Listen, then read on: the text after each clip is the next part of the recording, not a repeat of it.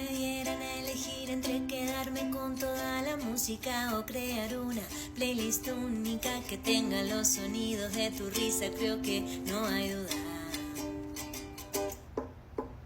No es que me lo atribuya, pero una carcajada tuya me hace sentir poderosa, me vuelve menos oscura y hace que toda forma de dolor disminuya.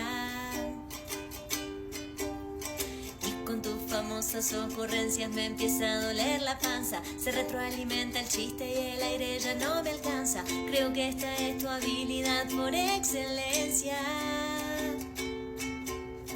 porque para mí no hay otra forma. Lo siento, pero es innegociable. Acá cualquier mal día se transforma. Con nuestro propio metalenguaje nunca nada nos va a